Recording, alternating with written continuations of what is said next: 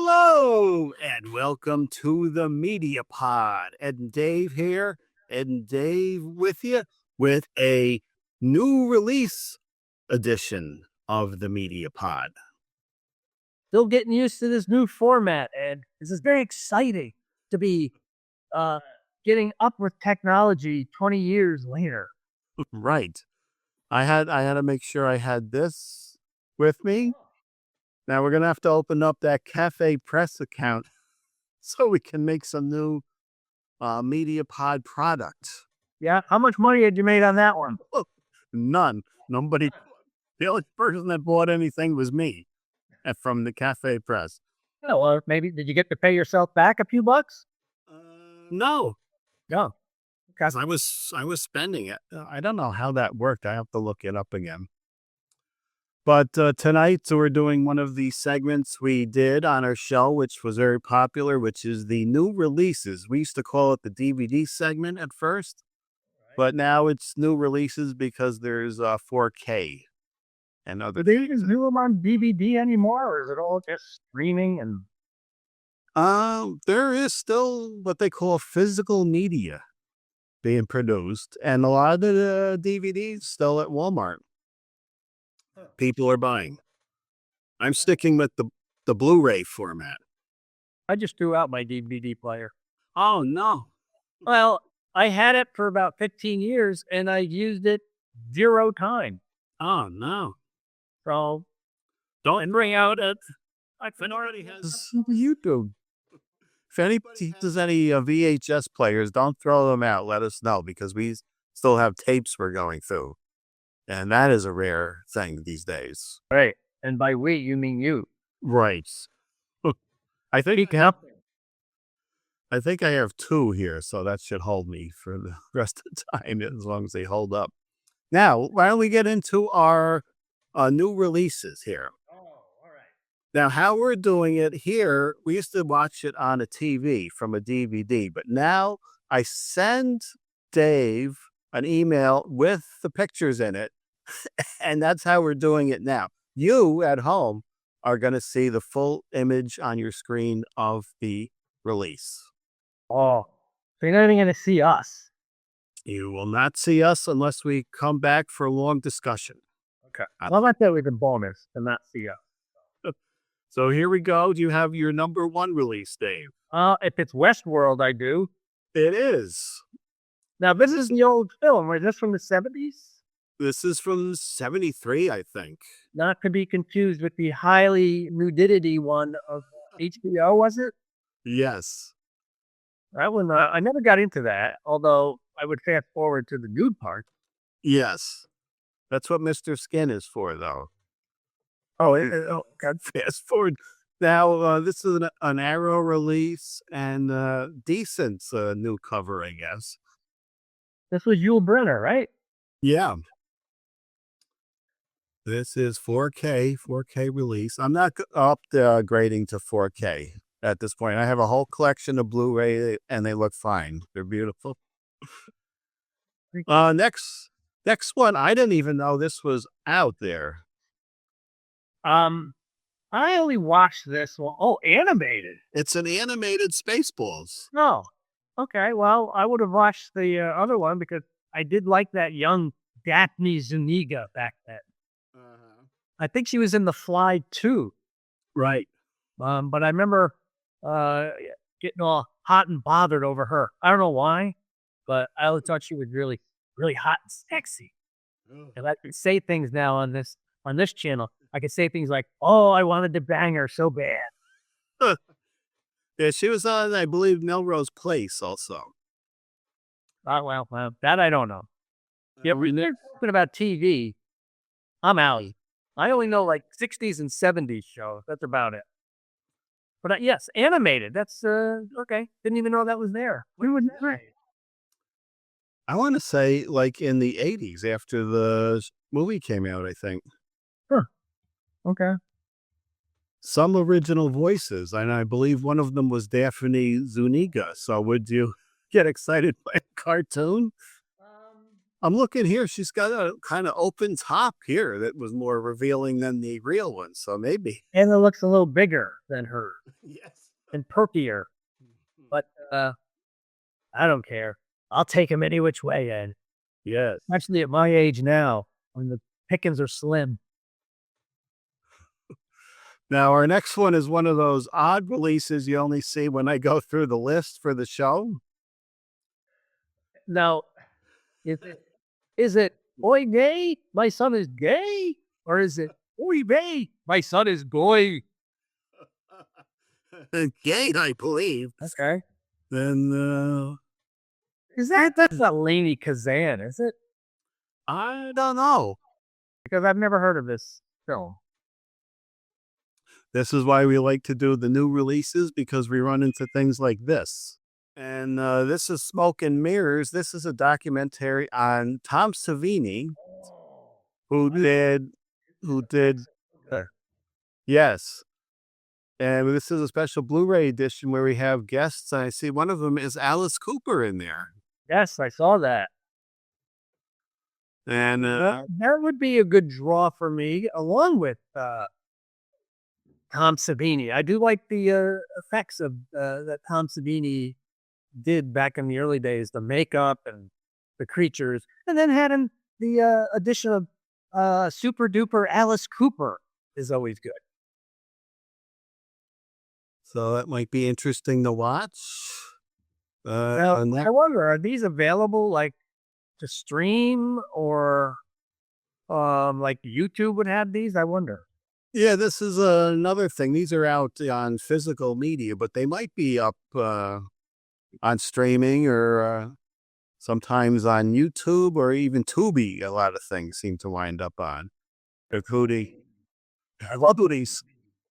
Some we'll be looking at later. Now, they just came out and called it what it is. This is the adult version of Jekyll and Hyde, a tale of hex and sex. Rated X. Oh, now that you probably can't get on YouTube, but No. the erotic adventures of Zorro. See, now these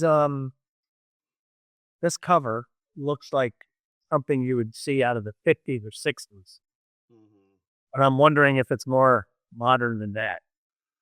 I have a feeling these are 70s era. We'll have to look into that. So there's a lot of a lack of razor usage. Yes.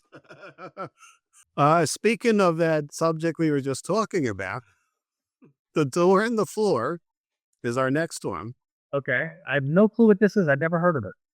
I believe you did see this because when I mentioned the scene where Mimi Rogers was posing for Jeff Bridges on a turntable and she was spinning around totally nude. Do you remember that scene? You know what? It's sort of ringing a bell. Yeah. And that was also, I believe, if I'm not mistaken, she's not familiar with a Bic razor. I'm pretty sure. I don't know what year that was set in, but whatever it was, no trimming was involved. Well, it couldn't have been a long time ago because Elle Fanning is in it, and she's not old. She's very young. Yeah, I don't know what the time period was, though. Oh, when it was set? Yeah. These days, a lot of the actresses use merkins when the things are set in the past. I saw an interview with, I don't even know if I can say her name right, but it's Amanda, is it Seyfried? Yeah, Seyfried, I think. Seyfried. She was talking about some movie that she had just done, and she said she had a prosthetic butthole. Yes, I saw that.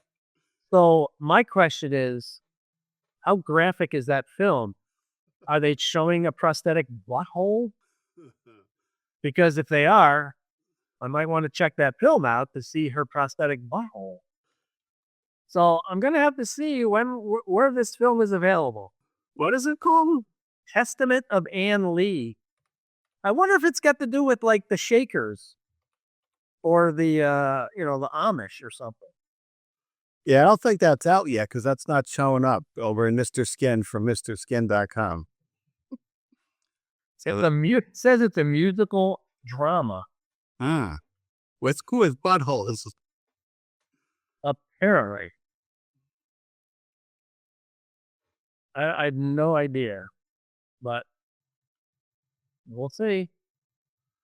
And yes, we will see. We will see it.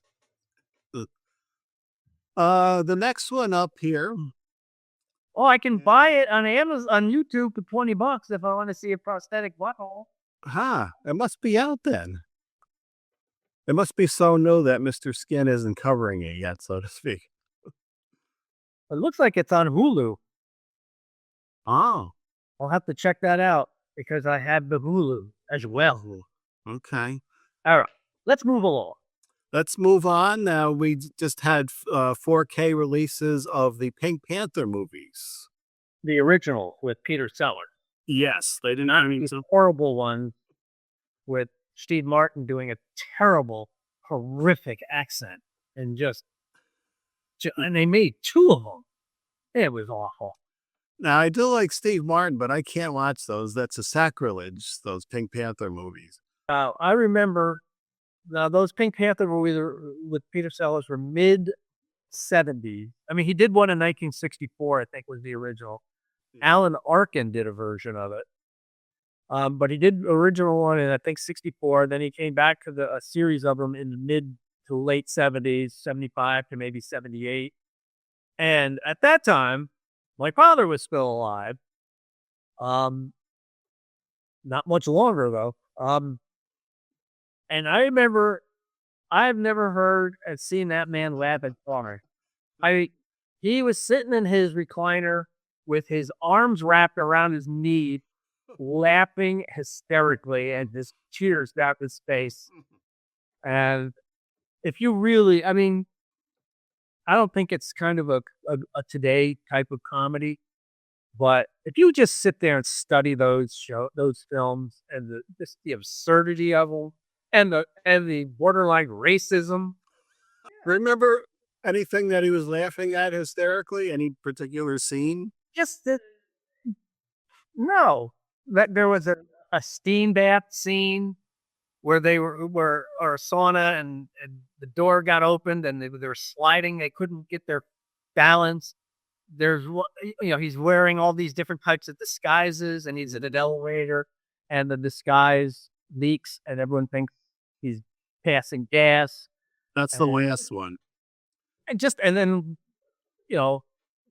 the ones at a house where he destroys a Steinway piano and then he thinks, he kept these like bars. I don't know what they were, whether it was the actual parallel bars, but he would park it at that. He was a gymnast and he would do this thing and then he would flip himself down the stairs.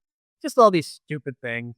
But he was just laughing at all that stuff. And then I watch him. I will still watch them if I see him pop up somewhere, just to see, what the hell is so damn funny?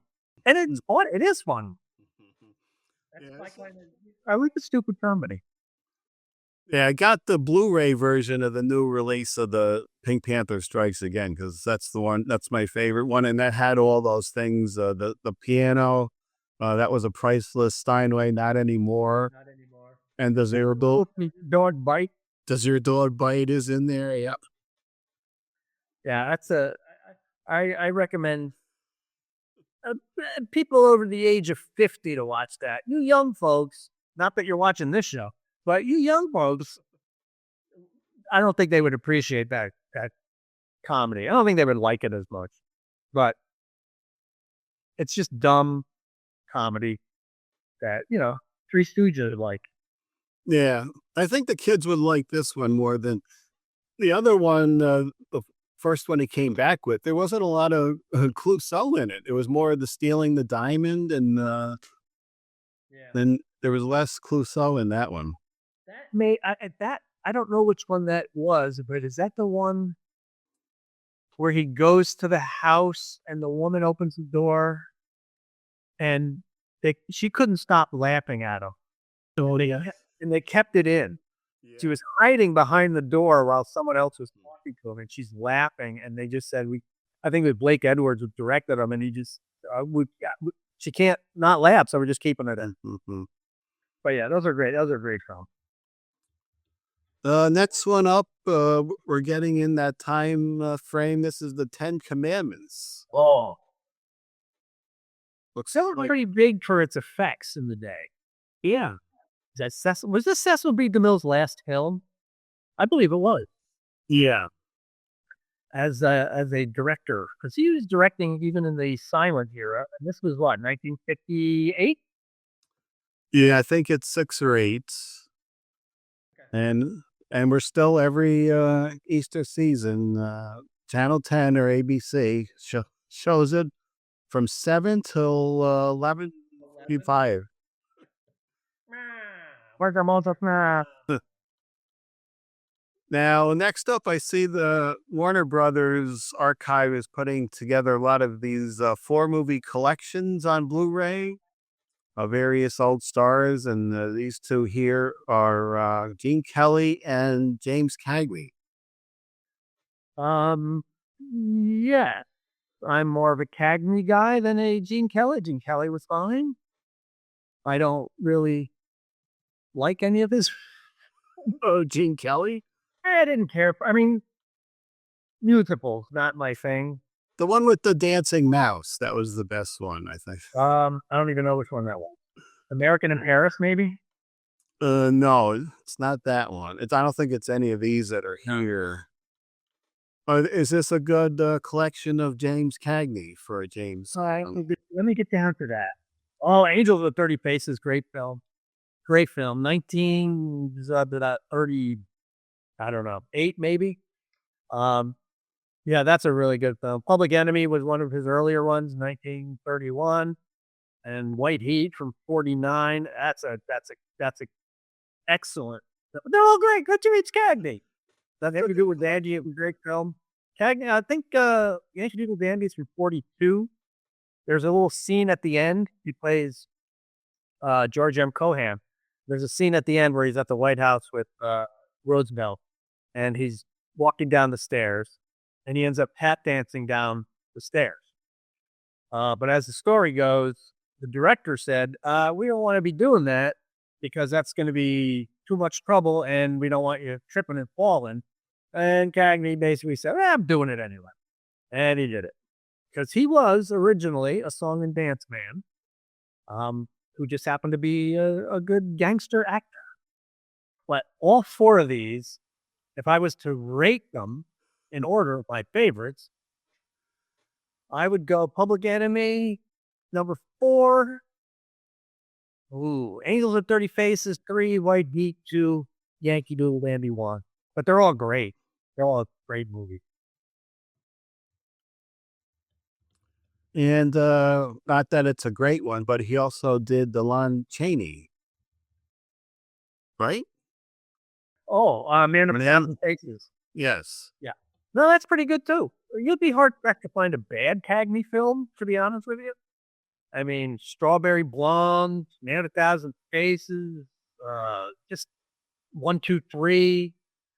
Probably the worst film he made was after he retired and he came back and did Ragtime. Next one is this is I think it said 40th anniversary. I think that was 85 of Reanimator. Yes. Oh, it's got a good scene in it. It's got the most bizarre yet memorable scene. Where, and we can say this because this is a podcast, this isn't a TV show, where a head is giving head, they would call it, as a slang term. And I believe I remember laying on a table in a thumb position and not able to move. And also, if I recall, not familiar with a Bic razor. I can't remember if that was shown in detail. I don't think it was. I mean, her gratuitous nudity was shown. Yeah. And then I think it was implied that his head was going down there, but I don't think they actually showed the act.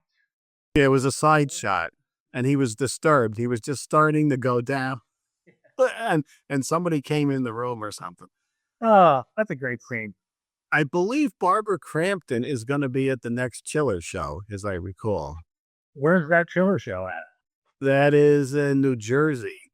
Oh, It's not far. There were a few interesting things, and that's another thing we can do. We used to go through the Chiller list to see who was appearing. We'll put that on the list of things to do.